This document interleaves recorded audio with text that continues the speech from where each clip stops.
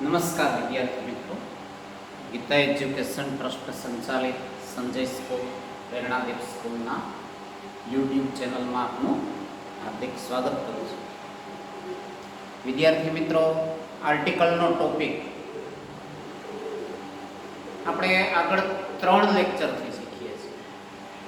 પહેલા લેક્ચરમાં આપણે આર્ટિકલ એ અને એનની ઉપયોગિતા વિશે ચર્ચા કરી.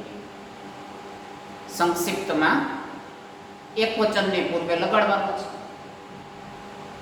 વ્યંજનથી ઉચ્ચારણ શરૂ થતું હોય અ ડોગ, અ કાવ, એ આર્ટિકલ. સ્વરથી ઉચ્ચારણ શરૂ થતું હોય an article, an honest man, an owl, an orange. પછીના 2 લેક્ચર્સમાં 20 થી પણ વધુ નિયમો દ્વારા આપણે આર્ટિકલ ધની ચર્ચા કરી. એ નિયમો ખાસ રિવાઇઝ કરતા રહેજો. તો લેસન્સ જ્યારે આપણા ચાલશે ને ત્યારે તમને ઘણી સરળતા રહેશે અને સમજવામાં પણ મજા આવશે કે અહીંયા ધ આર્ટિકલ શું કામ લાગ્યો, કે અહીંયા એ શું કામ આવ્યો, અહીંયા એન શું કામ આવ્યો. વ્યાકરણને માત્ર નિયમો પાકા કરી લેવા એ પૂરતું નથી, કે લેસનનું માત્ર ટ્રાન્સલેશન શીખી લેવું એ પણ પૂરતું નથી. હવે મેં તમને વાત કરી હતી એમ ક્યારે આર્ટિકલ ન વાપરવો. સામાન્ય રીતે પ્રશ્ન આ વધારે પૂછાતો હોય છે, ભૂલ કરાવવા માટે, ટ્રિકી ક્વેશ્ચન્સ માટે છે. તો ક્યારે આર્ટિકલ ન વાપરવો એ વિશેની ચર્ચા આજે આપણે કરવા જઈ રહ્યા છીએ. ત્યાં આપણો આર્ટિકલનો ટોપિક પૂરો થશે, ત્યાર પછી આપણે એની ટેસ્ટ ગોઠવશું.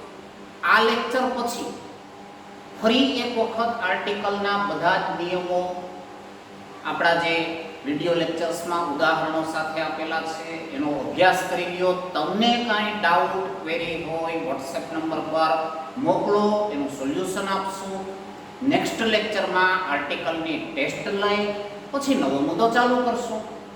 અને વર્ડ્સના ફોર્મ્સ પણ પહેલા લેક્ચરમાં આપણે ચર્ચા કરી હતી એમ હું તમને મોકલું છું. ફેરબુકમાં વ્યવસ્થિત માત્ર લખવાનું નથી, એને પાકા પર રાખો. આવા 2-3 મુદ્દાઓ આપણા ચાલી જશે. ત્યાં સુધીમાં એ વર્બ્સના ફોર્મ જો તમારા તૈયાર થઈ ગયા હશે તો આપણને આગળ ટેન્સ, વોઇસ, સ્પીચ એ બધું સમજવું, શીખવું સહેલું લાગશે અને લેસન્સમાં પણ એના ઉપયોગો સમજી શકશો. સિલેબસ ટૂંક સમયમાં આપણે ચાલુ કરીએ જ છીએ, પણ હમણાં તમે જુઓ છો ને ન્યૂઝપેપરમાં ને ઘણી વખત આવતા હોય છે એવા ન્યૂઝ કે શાળાઓ મોડી ચાલુ થશે તો સિલેબસમાં ચેન્જીસ થશે, કે કંઈ ટૂંકા કરશે, મોટા કરશે. હવે આપણે 2-3 પાઠ કરી લીધા ને વળી કંઈ એવું નક્કી થાય કે આ નથી કરવાનું કે આ કરવાનું, તો ઘણી વખત તમને મેન્ટલી થાય કે અમે ખોટી મહેનત કરી. પણ આ બધી જે મહેનત છે ને એ ખોટી ક્યાંય તમને નહીં લાગે, એ લાઈફ ટાઈમ કામ આવશે. એટલે આપણે આ મુદ્દાઓ ઉપર વધારે કોન્સન્ટ્રેટ કરીએ છીએ. તો આવો આજે આપણે આર્ટિકલ ક્યારે ન વાપરવા એની ચર્ચા કરવા જઈ રહ્યા છીએ. અહીંયા એક નાનું પુનરાવર્તન તમને કરાવી દેવું જરૂરી લાગે છે. સંજ્ઞા, જેનો અહીંયા 2-3 વખત ઉલ્લેખ આવે છે. તો આમ તો તમે ભાષામાં શીખી જ ગયા છો. સંજ્ઞા, નામ, આપણે એને મુખ્યત્વે 5 પ્રકારોમાં વિભાજિત કરેલ છે. જાતિવાચક સંજ્ઞા, દ્રવ્યવાચક સંજ્ઞા, વ્યક્તિવાચક સંજ્ઞા, સમૂહવાચક સંજ્ઞા, ભાવવાચક સંજ્ઞા. સમગ્ર જાતિનો ઉલ્લેખ થતો હોય, કૂતરો મતલબ કોઈ ચોક્કસ આપણી શેરીનો જ કૂતરો એમ નહીં, ગાય મતલબ કોઈ ચોક્કસ ગાય નહીં. હું ગાયની વાત કરું મતલબ યુનિવર્સલી બધી ગાયની વાત આખી જાતની આવી, ત્યારે ત્યાં જાતિવાચક સંજ્ઞાનો ઉલ્લેખ થાય. વ્યક્તિવાચક સંજ્ઞા મતલબ વ્યક્તિગત કોઈ પદાર્થના કે વ્યક્તિના નામની વાત કરવી. રમેશ, મહેશ, સીતા, ગીતા એ છોકરા કે છોકરીઓ જે જાતિની આગળ વાત કરી એમાંના વ્યક્તિઓની વાત થઈ ગઈ. એમ હિમાલય કહું, ગિરનાર કહું તો એ પર્વતોની એક જે જાતિની વાત હતી એમાંથી વ્યક્તિગત વાત થઈ ગઈ.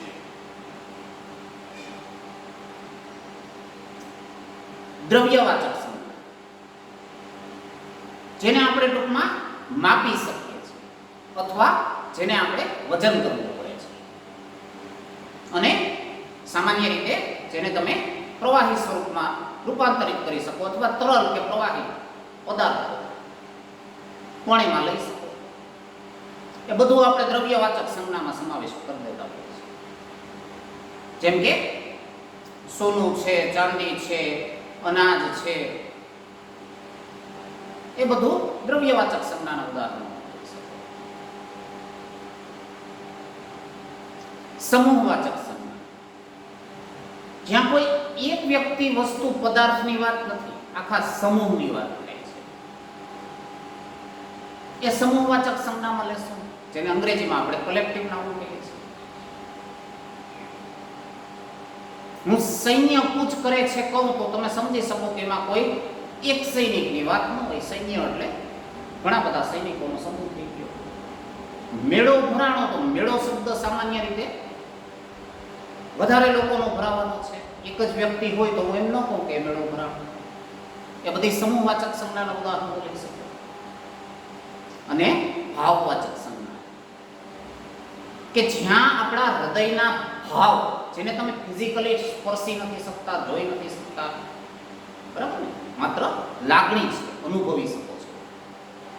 સુખ છે, દુઃખ છે, ગરમી છે, ઠંડી છે, અમીર છે, ગરીબ છે, એ બધા ભાવવાચક સંજ્ઞાના ઉદાહરણો છે.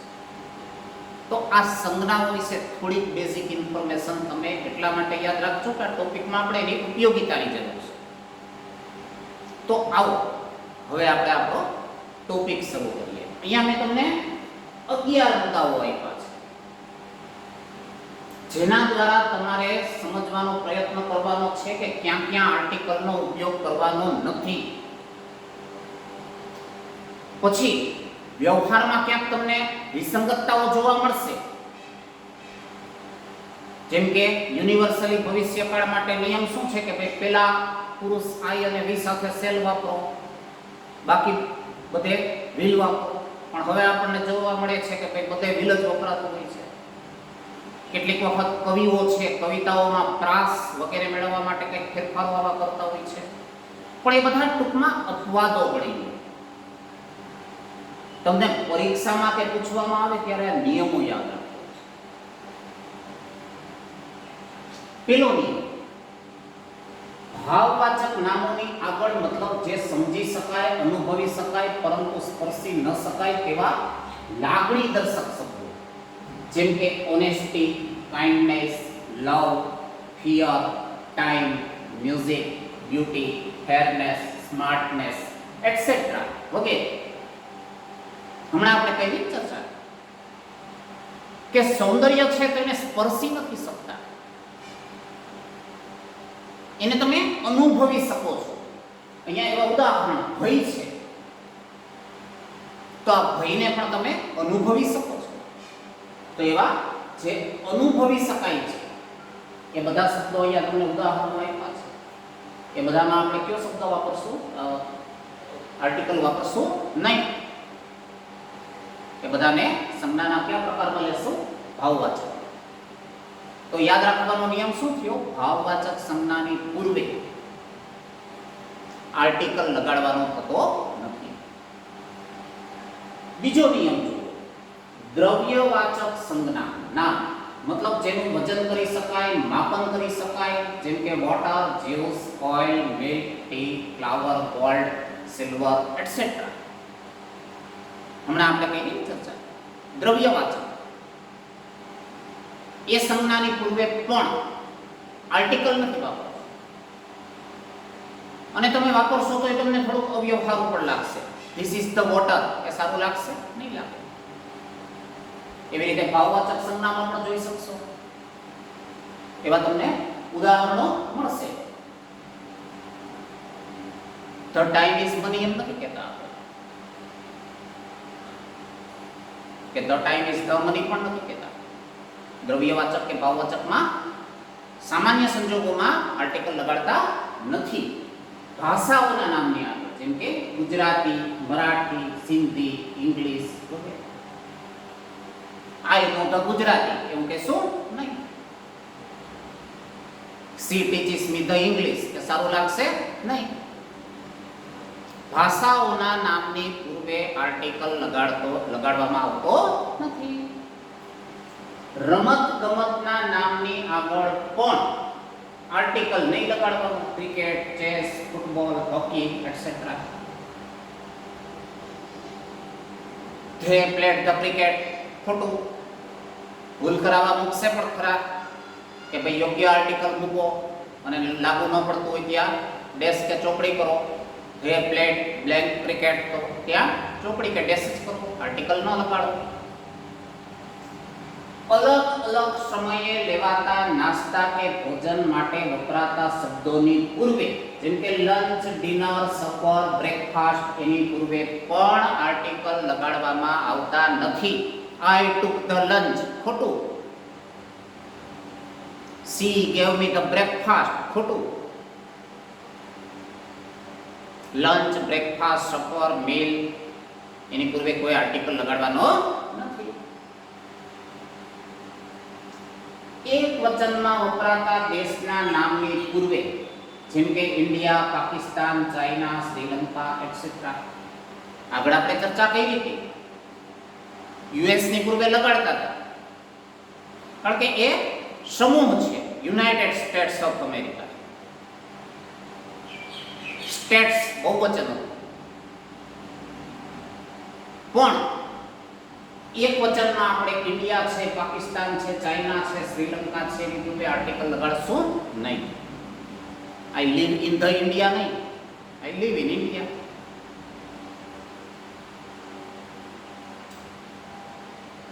વ્યક્તિવાચક અંગ્રેજીમાં એને પ્રોપર નાઉન કહીએ છીએ. હમણાં આપણે કઈ ચર્ચા નામ મતલબ સંજ્ઞાની પૂર્વે જેમ કે રાણી લક્ષ્મીબાઈ, સુભાષચંદ્ર બોઝ, મહારાણા પ્રતાપ વગેરે એ બધી વ્યક્તિવાચક સંજ્ઞાઓ હોય તો એની પૂર્વે પણ આપણે આર્ટિકલ લગાડવાનો રહેતો નથી. હી ઇઝ ધ મહેશ એમ નહીં કહેવાનું. મહેશ વ્યક્તિવાચક સંજ્ઞા છે પણ મેં તમને આગળ ચર્ચા કરી છે, આગળના આપણા લેક્ચર્સ રિવાઇઝ કરજો. કેવા સંજોગોમાં વ્યક્તિવાચક સંજ્ઞાની પૂર્વે આર્ટિકલ આવતો તો કે કોઈ ચોક્કસ વ્યક્તિને શ્રેષ્ઠતાની દ્રષ્ટિએ ટોચ પરની વ્યક્તિ સાથે સરખાવવાની હોતી હોય. જેમ કે આપણી શાળાનો કોઈ વિદ્યાર્થી રમેશ શાળા લેવલે અથવા ગામ લેવલે જેમ સચિન તેંડુલકર વિશ્વ લેવલે પ્રદર્શન કરે છે એવું કરતો હોય એવું લાગે તો તમે કહો કે Ramesh is the Sachin of our team, the Sachin, તો વાપરો. સામાન્ય સંજોગોમાં વ્યક્તિવાચક સંજ્ઞાની પૂર્વે પણ આર્ટિકલ લગાડવામાં આવતો નથી. મેન અથવા વુમન શબ્દ સમગ્ર જાતિ માટે વપરાય ત્યારે કોઈ આર્ટિકલ લગાડવામાં આવતો નથી, પરંતુ પ્રાણીઓ માટે સમગ્ર જાતિનો ઉલ્લેખ કરવા આવા શબ્દોનો ઉપયોગ કરવાનો થાય ત્યારે આર્ટિકલ ધ વપરાય છે. જેમ કે the dog is a faithful animal લખી શકાય, પરંતુ મેન ઇઝ ઓલવેઝ કાઇન્ડ કે વુમન ઇઝ ઓલવેઝ બ્યુટીફુલ લખાય. અહીં મેન કે વુમન પૂર્વે ધ લગાડાય નહીં. આગળ આપણે ચર્ચા કરી કે સમગ્ર જાતિનો ઉલ્લેખ કરવાનો થાય ત્યારે પ્રાણીઓના નામની પૂર્વે આર્ટિકલ ધ લગાડવાનો હોય છે. જેમ કે the dog is a faithful animal તો ધ ડોગ કીધું, મતલબ કોઈ આપણી શેરીનો કૂતરો કે આપણો પાળેલો કોઈ એક જ કૂતરો વફાદાર પ્રાણી છે એવું જરૂરી નથી. યુનિવર્સલી જુઓ તો મોટા ભાગની આખી જાતિ કૂતરાઓની છે એ વફાદાર છે. The cow gives us milk.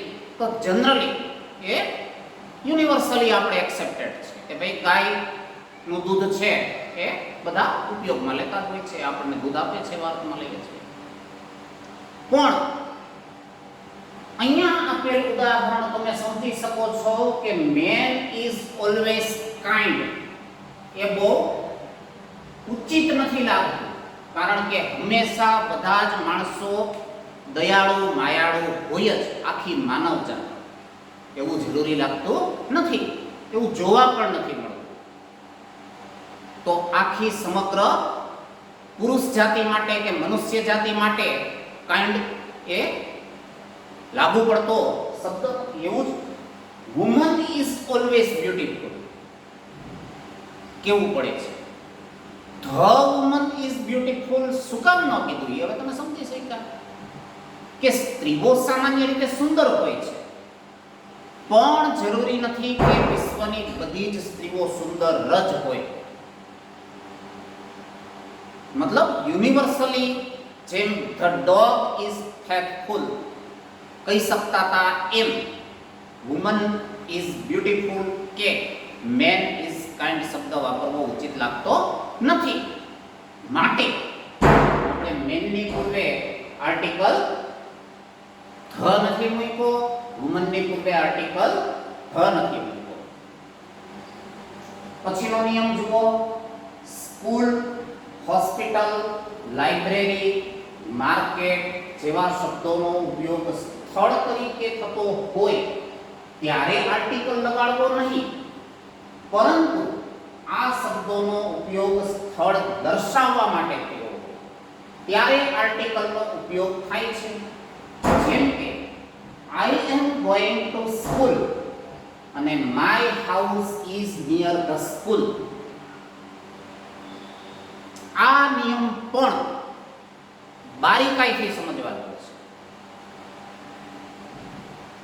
We study in school એ સ્થળ તરીકે થઈ ગયું કે ભાઈ નિશાળમાં જ આપણે ભણવાનું હોય છે, પણ સરનામા તરીકે જ્યારે આ સ્કૂલનો ઉપયોગ કરવાનો થાય ત્યારે ધ આર્ટિકલ વાપરવાનો થશે. જેમ કે I live opposite the school, તો બંને વચ્ચેનો ભેદ સ્પષ્ટ થઈ ગયો ને કે જ્યારે એનો સ્થળ તરીકે ઉપયોગ કરવો છે ત્યારે આર્ટિકલ લગાડવાનો નથી, પણ સ્થળ દર્શાવવા માટે મતલબ સરનામામાં ઉપયોગ કરવો છે ત્યારે આર્ટિકલ ધ પાછો વાપરી શકાય છે. પછીનો નિયમ જોઈએ 10મો. સગા સંબંધી ઓળખીતા માણસો માટે વપરાતા શબ્દોની પૂર્વે જેમ કે sister, friend, daughter, father, mother, uncle article વાપરવામાં આવતો નથી. He is the father ને she is the sister બોલશો તોય તમને લાગશે કે આ સારું નથી લાગતું, તો ભૂલ નહીં કરવાની લખતી વખતે, અને પરીક્ષામાં પૂછે તો કાળજી રાખવાની, ભૂલમાં પણ કોઈ આર્ટિકલ લગાડવાનો નથી. કોઈ વ્યક્તિની પોસ્ટ મતલબ હોદ્દો દર્શાવતા નામની પૂર્વે આર્ટિકલ ન લગાડવું. જેમ કે મોનિટર, હેડમાસ્ટર, પ્રેસિડેન્ટ. તો અહીંયા જરા સમજી લેજો. He is the monitor એમ નહીં કહેવાનું, પણ કેટલીક વખત આમાં તમને ક્યાં અપવાદો જોવા મળશે કે જો સંબંધ દર્શાવતી પોસેસિવ કેસ ઓફ નો ઉપયોગ થયો હોય તો નિશ્ચિતતા થઈ જાય છે, અને નિશ્ચિતતા થઈ ગઈ હોય તો પાછો ધ આર્ટિકલ જોવા પણ મળશે કે he is the monitor of our class, કારણ કે અહીંયા નિશ્ચિતતા થઈ ગઈ. મોનિટર 8-10 ક્લાસોના અલગ અલગ હોઈ શકે, એમાંથી કોઈ નિશ્ચિત મોનિટરની વાત કરવી છે તો he is the monitor of our class તો પાછો વાપરી શકાશે. પણ એમનેમ simple સેન્ટેન્સમાં he is the monitor વાપરવાનો કોઈ અર્થ રહેતો નથી, કારણ કે તો અર્થ થઈ જાય સમગ્ર વિશ્વ માટે લાગુ પડી ગયો, સમગ્ર મોનિટર જાત માટે લાગુ પડી ગયો. તો ધીમે ધીમે આ બધું માઇક્રો ઓબ્ઝર્વેશન કરશો, તમારા પાઠ ચાલે ત્યારે એના ઉપયોગોની ઉપર થોડો દ્રષ્ટિપાત કરશો, એટલે આપોઆપ આ બધી વસ્તુઓ સમજાવવા મળશે. પણ 2 થી 3 વખત આ મુદ્દાઓનું ફરીથી રિવિઝન કરો. જરૂરી નથી કે પહેલી વખતમાં બધું સમજાય જ જશે. સારા અક્ષરે લખી પણ નાખો. આનો હું તમને ફોટો પ્રિન્ટ પણ મોકલી દઈશ. પાકું કરી લો. નેક્સ્ટ લેક્ચરમાં હું તમને એક એક્સરસાઇઝ આપીશ કે જે તમારે જવાબો તમારી રીતે વિચારીને લખવાના હશે, અને પછી એનું સોલ્યુશન આપીશ અને એનું રિઝલ્ટ મગાવીશ, અને એના ઉપરથી આપણે નક્કી કરશું કે તમે કેટલું ગ્રહણ કરો છો, તૈયારી કરો છો, ફોલોઅપ આપો છો. પેરેન્ટ્સ પણ બાળકોને અવારનવાર રિવિઝન કરાવો, અને ફોલોઅપમાં કંઈ પણ ડિફિકલ્ટી હોય તો અમને ફરી વોટ્સએપમાં મેસેજ આપો. જરૂર પડશે કે આપણે વિડીયો કોલિંગથી અથવા એવો કોઈ યુનિવર્સલ ટોપિક હશે, બધાને લાગુ પડતો હશે, તો અહીંયા પણ ડિસ્કશન કરી લેશું. અસ્તુ. આભાર.